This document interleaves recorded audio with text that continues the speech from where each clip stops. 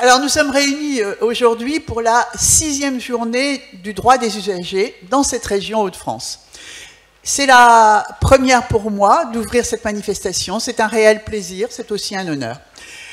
Pour mémoire, la crise sanitaire n'avait pas permis de nous rencontrer en 2020. On s'est rattrapé depuis et c'est une très bonne chose. Mais surtout, cette 6e édition, c'est aussi la 20e bougie de la loi Kouchner en date du 4 mars 2002. Un petit cadeau anticipé, professeur Vallée, pour votre anniversaire. Certes, le droit des malades était déjà mentionné dans le code de déontologie, dans le serment d'Hippocrate, dans des chartes, dans des mesures issues de la jurisprudence, mais il était, il faut bien le dire, dépendant du bon vouloir du soignant. La loi Kouchner élaborée après, il faut le rappeler, après des états généraux qui avaient eu lieu dans 80 villes de France, et donc une avancée sociétale et démocratique, qui a fait du patient un véritable acteur de sa santé.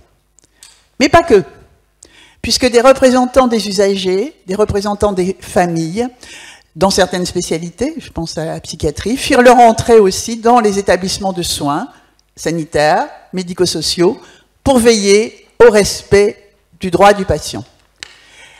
Dans ce contexte, il paraît évident que la CRSA, instance de démocratie sanitaire par définition, soit source de débat public en région, comme c'est le cas aujourd'hui, et mette en lumière les expériences locales.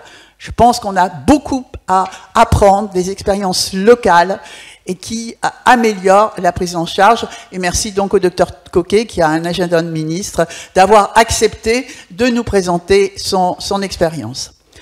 La commission spécialisée droit des usagers, et je salue sa présidente plus qu'active, mais aussi toutes les autres personnes comme Pierre-Marie Lebrun, si vous voulez, qui travaillent avec elle,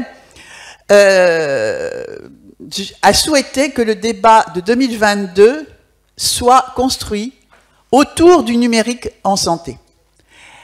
La crise sanitaire, et qui n'est pas close, je pense qu'il faut le rappeler quand même, parce que je suis, moi, parfois un peu sidérée de voir le relâchement des mesures barrières, fût-ce simplement de se laver les mains après être passé par les toilettes, a mis en lumière de nombreuses problématiques, dont l'importance du numérique.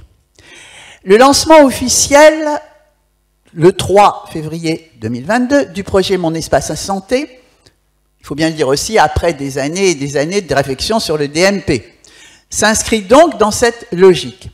Monsieur Marquet, Madame Serroussi enrichiront nos connaissances sur ce point.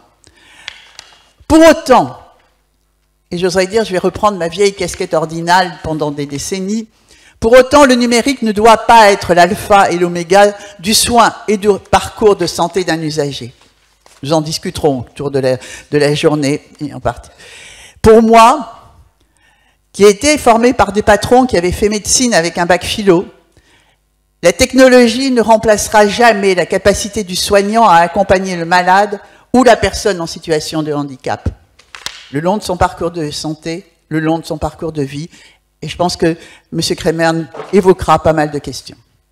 Le numérique est un outil qui est devenu indispensable aujourd'hui et qui est aussi un outil d'égalité d'accès aux soins.